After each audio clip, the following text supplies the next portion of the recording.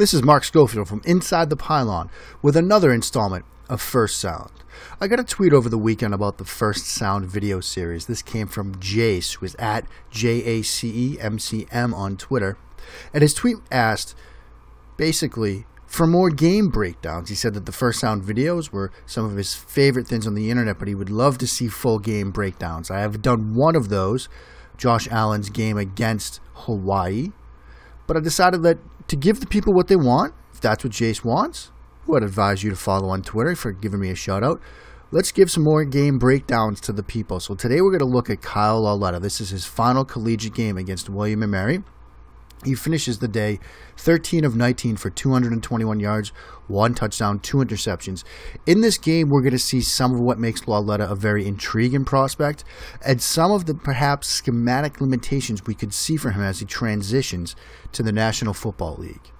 Unfortunately, we're going to start on a bit of a down note. A little bit of a low snap, fumbled, booted, kicked around. We get a hustle play from a lineman to recover it. There's the low snap. He can't handle it. Not the way you want to start your afternoon as a quarterback. This next play here shows some of Lauletta's functional athleticism, I'd say. He's a good athlete, can extend with his legs, has decent contact balance. And what's good about this play is it'll show you what he does well and what he can contribute to an offense, but also something he's going to have to learn as he gets to the National Football League. Quarterback draw, pretty decent burst. Now at this point, I don't want to see my quarterback lowering the shoulder like this. It might be nice. It gets the teammates fired up, but the ball gets punched out here. He's ruled down by contact, but still in the NFL, he's going to have to learn to get down. This next play I really like. I think it shows some of the, the upside to Lauletta, some of the advanced understanding of coverage, leverage, making anticipation throws. Too high safety look. Linebacker here is going to drop a bit, sort of a Tampa 2 coverage. He's going to throw this in cut here. And it's going to be a nice little anticipation throw. He's going to have to work it behind this linebacker who's dropping as well, and before this backside defender can come over. Pretty decent footwork on the 3-step drop. Here's the route he's going to throw. He's looking at it. That's where it's going to come. There's that linebacker. He's going to have to throw it behind that backside corner he has to be wary of. And he makes this throw before it's really open. He doesn't wait for him to clear this linebacker. He gets the ball out. Nice window, nice throw, decent velocity and placement. So that's a pretty nice throw from Lauletta. Here we're going to see some more anticipation, some nice placement here. RPO concept with the mesh. He's going to throw this backside band 8 post route to the Y. Sees linebackers crash just enough. That gives him the window. Ball's coming out before the break. He's already into his throw in motion, so there's the anticipation. Placement slightly off.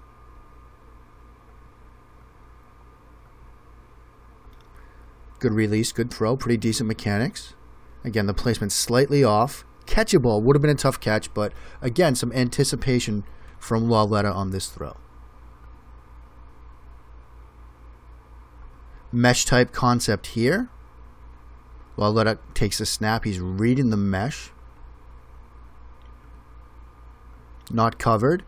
Pocket starting to collapse, so here we see some of that functional athleticism again. He starts to bail the pocket to the right. Smart move here because we've got this walled off, so he has the edge. He's going to throw that check down here to the running back on the swing. He pulls it down because he's wary of this. He's wary of that defender breaking on that. Again, he's looking for something now, fighting, keeping his eyes downfield, but he's running out of time, running out of options, and eventually throws it away. So that's an okay decision there. I like the thought process. You come back to the start of the play. The mesh is covered. Let's get to it.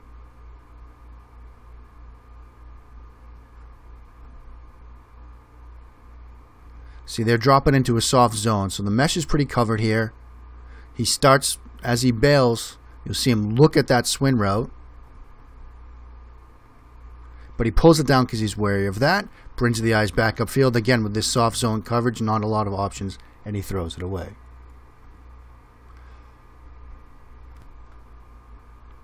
Next play here, 3-step drop, hitch and throw. Bit of a hitch to it. Some pretty decent velocity and placement. Again, he doesn't have an overpowered arm, but I believe it's sufficient to make NFL throws. And I've written about this. It's more of a threshold issue, which I think he meets. He meets the threshold of playing the NFL, and then it's one of schematics. I think he can deliver 95% of what NFL offenses want to do these days. Leans back. Again, throws this post route. Pretty decent throw. Great catch here. Again, nice, spiral rotation on it. Great catch from the receiver.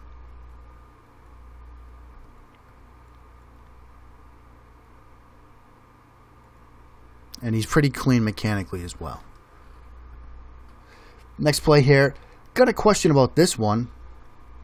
He's under center here. He can give you some of this stuff as well if that's what you want in your offense.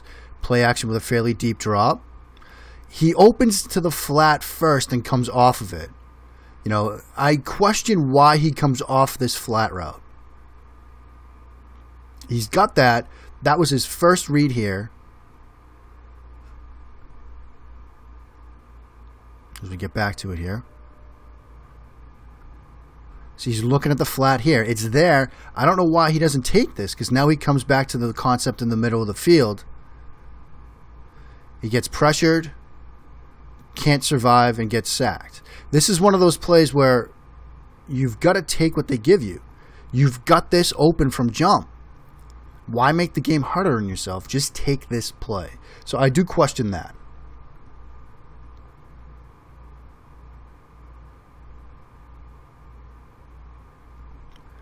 Another in cut here, thrown with pretty decent velocity. You'll see him pull the trigger, throw in the concept over the middle of the field. That sort of dig cut, this Mills type concept. Where he's going to be throwing this dig cut here, coming from the left.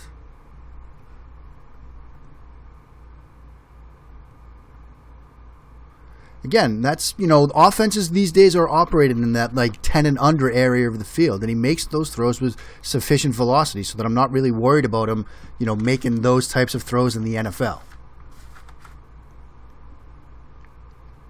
Option, swing it to the outside, okay. Here's another throw which I kind of question here. Gets tipped. Now, it's not so much the decision. We get a free blocker off the edge. A free rusher off the edge. This is an issue I have with Lauletta. He gets a lot of passes tipped. This one might be simply the fact that you get an unblocked guy off the edge here, and he does sort of speed his process up. But he's going to have to do better at adjusting arm angles.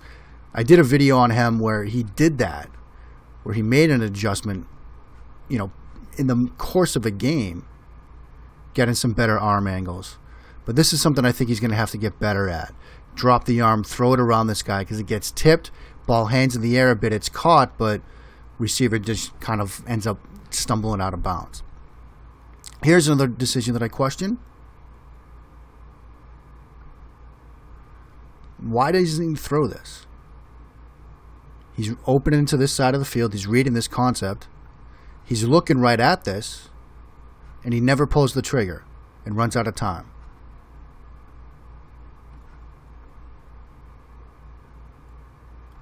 This is the play that's tipped. Here, why doesn't he throw this little hitch route? He's looking at it. He's just too slow here. He's got to speed that up. This next play, pretty decent timing on this. Little slant, little in cut puts that on the receiver. In the slant route here, sometimes people say, you need to lead him. Remember, Bill Walsh, he wants that put right on the body. Good timing to it, good placement, decent velocity. Again, if you think about him schematically, this is where he can excel. Time and rhythm throws, West Coast, Ern Perkins. I think those are perfect types of fits for him. Again, another look at the mechanics, good torque, good velocity on the throw. Play action boot. Looks to the flat first. Sees that it's open. Then he comes back here to check to see if he has it. He doesn't. Comes to the flat. So you see some of the process and speed. If you run boot in your offense, he can give you that.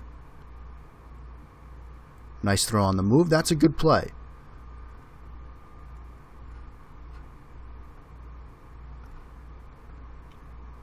Comes out of it. I like the ball handle and the play action fake. He knows he has this. You could say, okay, well, throw it. He has time. And he knows that he's got this defender in a bind too, because he's going to have to make a choice. Does he crash? Does he then drop? So he has time to check that crosser to see if it's there. He decides that it's not and takes what the defense gives him.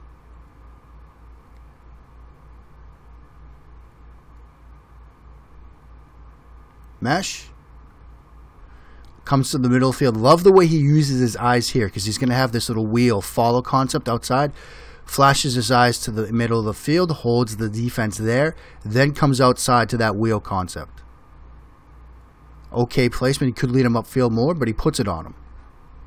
Again, you'll see the eyes, mesh, open to the middle of the field, and then flashes them outside. Great understanding of the route concept and the coverage. Another play action boot. Pressured more this time. Now we're going to see that athleticism again.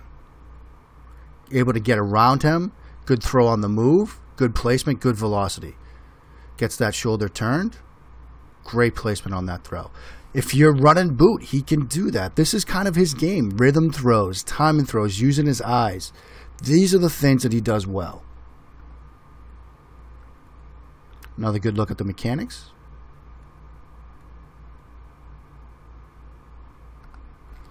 Mesh with the running back here.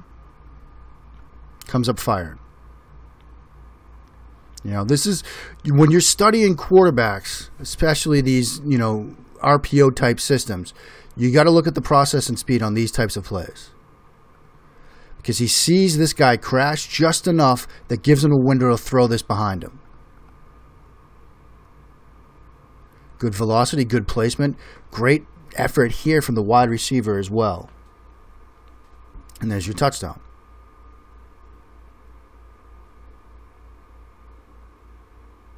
So again, process and speed there. It's something that Lauletta flashes on a variety of his plays. Yeah, there was the one he missed earlier, but you see it there. 3-step hit and throw here. Time and rhythm. It's broken up, but okay. I mean, he did his job. 3-step hit, hitches up, throws the 9 ball. Again, he has to put more air under these. It's broken up. You're not drafting him, I don't think, to be a downfield passer, to be, somebody running an Air Coryell type offense. He's going to have some more schemed shots downfield. He can give you these sort of bucket touch type throws along the boundary, but you're not drafting him to throw, the deep 20-yard comeback, left hash, right sideline between defenders. That's not his game. His game is more time and rhythm and stuff to the boundaries and underneath, as we've seen.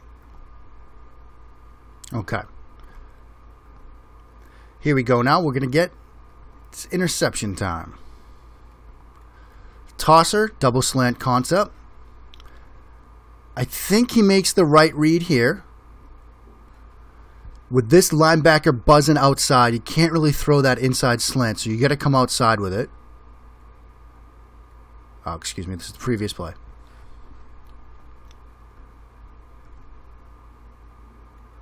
But it's the same thing.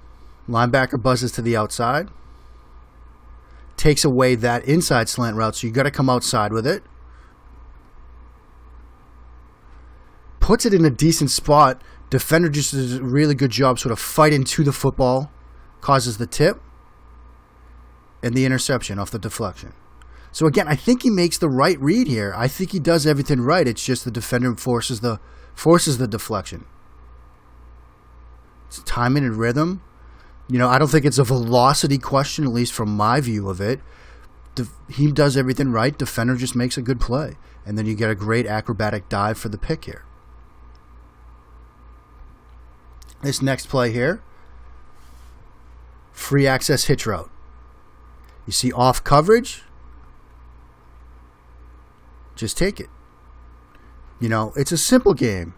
You throw the ball, you catch the ball, you tackle the guy with the football. You see this. That's a big cushion.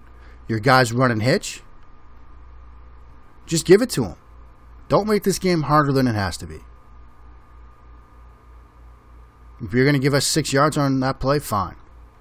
Next play, another under center here. Little play action. Comes up. Now this is another throw that I question, because this is probably his best option right now, but that's right now. You might want to give this another second, because you're going to have this outside. He forces this curl route into traffic. There's 1, 2, 3 defenders right around it. This guy's got leverage on this defender headed towards the boundary. This is the throw I think Lauletta wants to make. Instead, he comes inside. Again, another tip, deflection, interception. So both of those interceptions come off, deflections at the catch point. You might want to say, his receivers could fight for the ball better, and sure. But I think on this one at least, Lauletta needs to make the smarter decision. He comes out of this fake, and he's open to that flat route. But he comes off of it, and I think that's the wrong move, because he's forcing this really into traffic with the 3 guys underneath and then the defender who eventually comes sort of over the top to rake. You've got the leverage advantage here. Just put it to the outside. I think that's a decision that he should have made.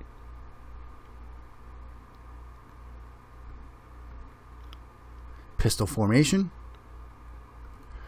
He has sort of dual screen set up here. The tunnel here, running back swing screen here. Both are pretty well, he could have thrown this one, I guess. This one's blown up from the jump, as you can see. Tries to come back to the tunnel late. Can't, because he's running out of time. And runs out of time. That's sort of the process and speed question with him. There are some times when it's really, really good. But there are some times when he could have used to, speed himself up. All quarterbacks, all rookie quarterbacks will face those kinds of questions. Another pistol formation. This is a pretty good throw. Lauletta faced some velocity questions coming into it out of the combine. But again, I think for what NFL offenses are going to want him to do, he can check the boxes in terms of that velocity threshold. And this is how he can reduce any sort of concerns that you might have about his velocity or perceived lack thereof.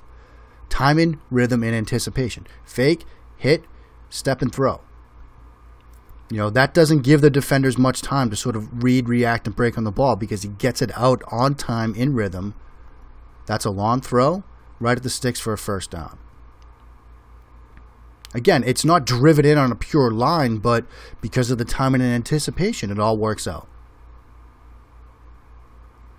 3-step drop, slides well in the pocket, like that little move here at the end, keeps those eyes downfield, and then tucks and goes when he can. Again, decent athlete. Can get you what you need with his legs.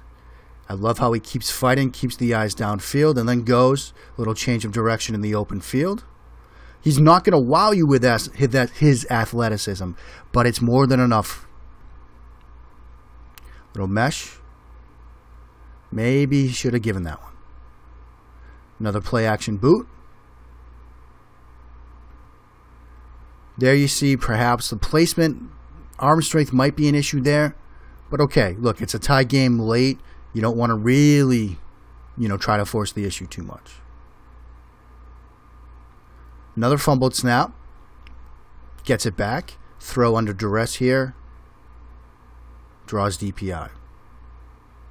QB sneak. There you go. So, what did we learn about Kyle Lauletta from this game? I think, this is a perfect microcosm for who he is as a quarterback and how he's perceived in this draft process. There are some things that he does very well. Timing, anticipation, rhythm. He shows a good understanding of a lot of route concepts, a lot of leverage issues in the secondary, a lot of coverage schemes where he's, smart to attack them in their weak areas. There are perhaps some limitations to what he can do.